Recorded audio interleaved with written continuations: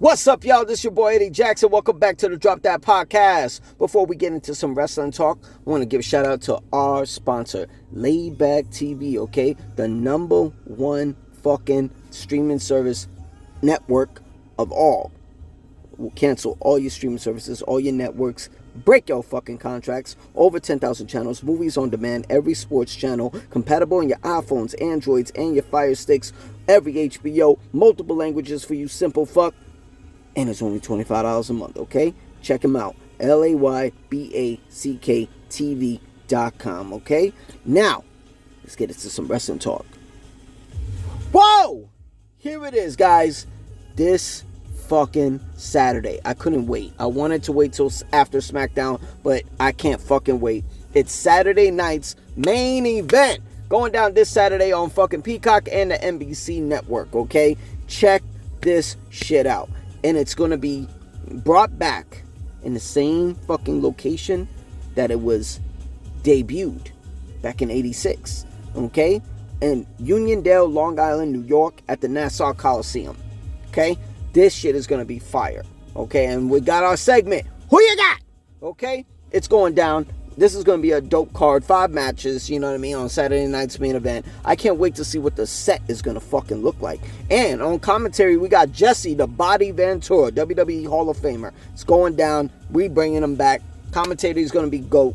A lot of people are going to, from what I hear, is going to be there. People like Coco Beware, Jimmy Hart, the list goes on. But Saturday night's main event, they tried to bring it back 15 years ago.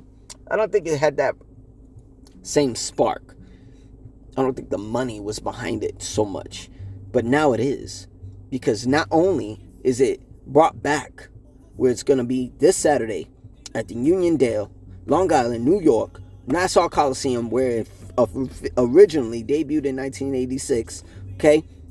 But we're going to get another Saturday night's main event next month.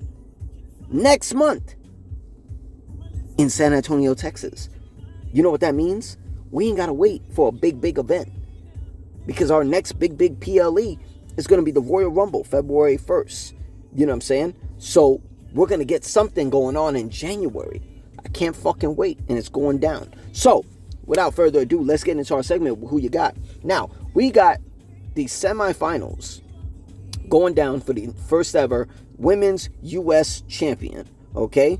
We got our mid-card titles finally appearing. We got the women's IC title where they're getting together with that, but it's coming down to an end this Saturday. We're gonna have our first ever women's U.S. champion. Can't wait. But on the semifinals is gonna be Bayley versus Chelsea Green and Michin versus Tiffany Stratton, Miss Money in the Bank. Now, because we gotta wait until SmackDown to get an actual official match come this Saturday, we'll just pretend, okay? So, what if we'll go with Bayley? What if Bayley defeats Chelsea Green?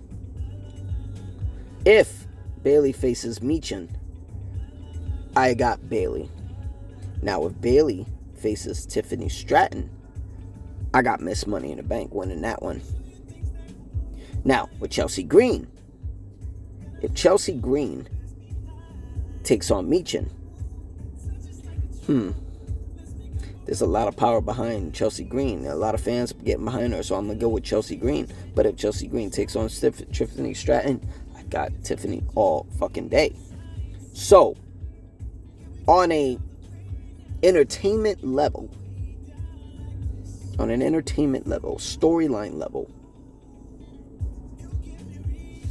I mean, Michin wants to be the first U.S. champion. Chelsea Green has been clawing and itching, you know what I'm saying, to get there. Bayley, multiple time world champion. This year's Royal Rumble winner in 2024. Went on to WrestleMania to defeat Io Sky for the women's championship. Damn.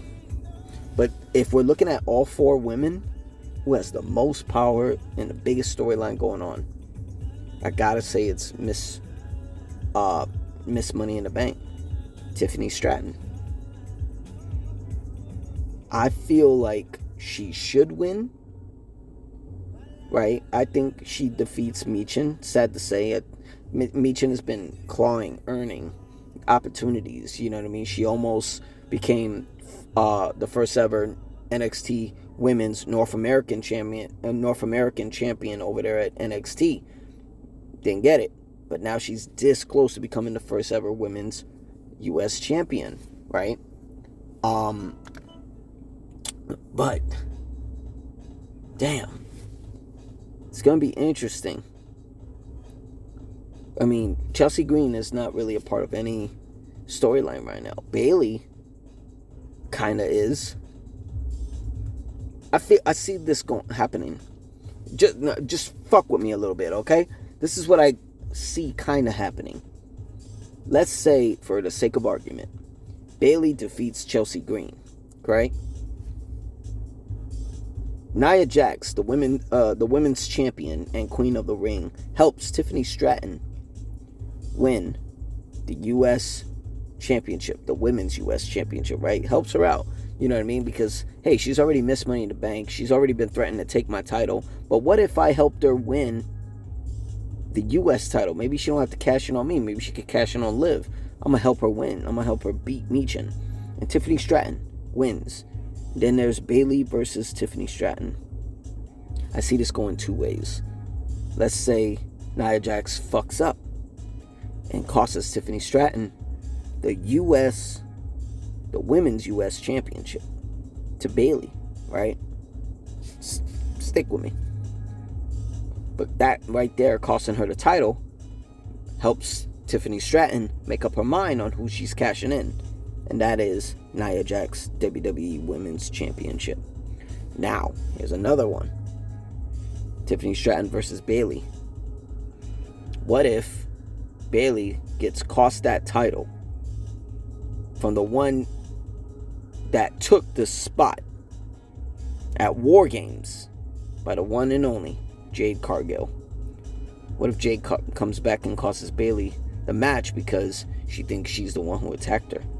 And then we have a new women's U.S. champion, Tiffany Stratton. I mean, if I'm the higher ups, I feel like Tiffany Stratton could take that women's U.S. championship into new heights before losing it. You know, before losing it and having to literally cash in that money in the bank briefcase.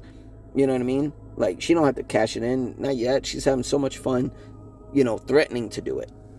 You know what I mean? So I'm gonna go on a limb. Tiffany got a lot of power behind her. I think Tiffany Stratton goes all the way and becomes the first ever women's U.S. champion. Because we got plenty of time for Chelsea and Michin to win that title also. So, I got Tiffany Stratton all the way. Next match, we got Liv Morgan defending the Women's World Championship against Io Sky. It ain't no joke. I mean, Io Sky is getting a lot of fucking fan base behind her. You know what I mean? She's been saving the day. She was the MVP at the Women's War Games match at Survivor Series. I think this is going to be a great match. But I don't see her winning the Women's World Championship. Personally, I think we get Rhea Ripley involved. Not only Rhea Ripley, I think we see Raquel. I think we see Dom. I think we see everybody involved in this match. And I think Liv Morgan somewhere sneaks and, catches Io Sky with the Oblivion. And we get the still Women's World Champion, Liv Morgan. Yeah, I got Liv Morgan for the win. Okay. We got a triple threat match now. It's been upgraded. The World Heavyweight Championship is now a triple threat match. Gunther, the Ring General, defending against the Judgment Day's Finn Balor and Damian Priest. Now, this is an interesting match. This could go so many ways. My mind is...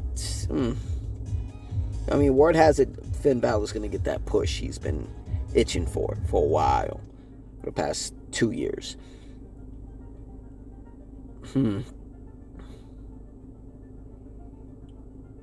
I think personally,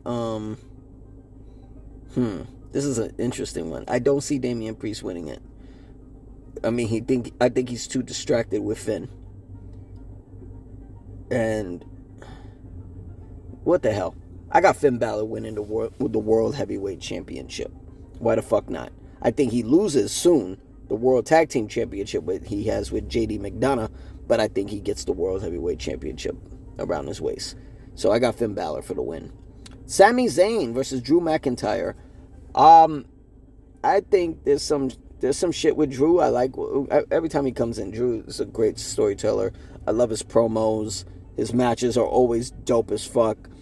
I got Drew McIntyre defeating Sami Zayn, but I think there's a story behind this. I wouldn't be surprised if we see Jey Uso involved in this. Jimmy Uso, from what I'm hearing, he's going to be coming back in January from his broken toe from the War Games match with that big splash he did on Jacob Fatu. So I think it's going to be interesting. I wouldn't be surprised if we see the Bloodline involved in that. Or OG Bloodline. I think we see all of them. And Drew ends up getting the win. Yeah, I see that happening. Now, the main event. The American Nightmare Cody Rhodes defending the undisputed WWE Championship against Kevin Owens. This is going to be interesting because first, they just did a promo regarding this. Triple H and Cody Rhodes in this promo. Triple H surprised Cody with something in a long protective case. And when he opened it, it was like something shining like sunshine, maybe shining gold. Word has it, it's a possibility that the Winged Eagle title, not the big one, from the Attitude Era, the Federation Era, that title, the Winged Eagle, you know what I mean, from the 80s and 90s, might be coming back. And it might be Cody Rhodes walking down the aisle with it, right? That title, I mean, you got to do your Googles, you know what I mean? Because that title was very iconic, going from the 80s to the 90s. It was people like Hulk Hogan wore it, Macho Man Randy Savage, The Ultimate Warrior, Sergeant Slaughter, Yokozuna, may he rest in peace, Bret the Hitman Hart, who else wore it? Big Daddy Cool Diesel, Bob Backlund, the Heartbreak Kid Shawn Michaels had it for majority of 96. Psycho Sid, may he rest in peace. Who else had it? The Undertaker had it. The last one to have it. The last one to have that belt was Stone Cold Steve Austin. After WrestleMania 14, when it was him versus Shawn Michaels with the special enforcer Mike Tyson, he won the match. He won the belt. Next night, that belt got upgraded to the Attitude Big Eagle belt. Okay? So, it looks like Cody Rhodes might be bringing that belt back. Would it be the original? Or maybe it'd be an upgraded version? I don't know. I can't wait to fucking see it. But we gotta wait until the main event to get it. Now, I'm gonna go on a limb. And I'm gonna say we're gonna have ourselves, on Saturday, a new undisputed WWE champion in Kevin Owens. I think Kevin Owens wins that belt. I think we might get some interference in there. I wouldn't be surprised if it's The Rock or even, well, The Rock hasn't been advertised, but then again, he wasn't advertised for Bad Blood and he showed up. I wouldn't be surprised if it's Randy Orton. Word has it is he's making his return soon. So I wouldn't be surprised. I'm going to get Randy, Rock, or even both. You know what I'm saying? But I think Kevin Owens wins this belt. And I wouldn't be surprised if Cody Rhodes wins it back at the Royal Rumble. I think that seems like what's going to be the plan. I think Kevin Owens wins this belt, and he's going to have a good month and a half, you know what I mean, taunting everybody, having that undisputed WWE Championship. But I think he drops it back to Cody come the Royal Rumble. So I got Kevin Owens for the win, new undisputed WWE Champion. And that's all we got. Y'all make sure y'all check out Saturday night's main event going down on Peacock. NBC Network is going down. You can also check it out on laybacktv.com, okay? Don't fucking play with me, all right? Check them out, all right? It's going down this Saturday. Y'all enjoy. It's at Long Island, New York in Uniondale at the Nassau Coliseum, okay? I'm your boy, D Jax. This is the Drop That Podcast. Subscribe to the page. Like the page. Y'all already know what the fuck to do because I'm going to be tuning in this Saturday, all right? Y'all be cool. Peace!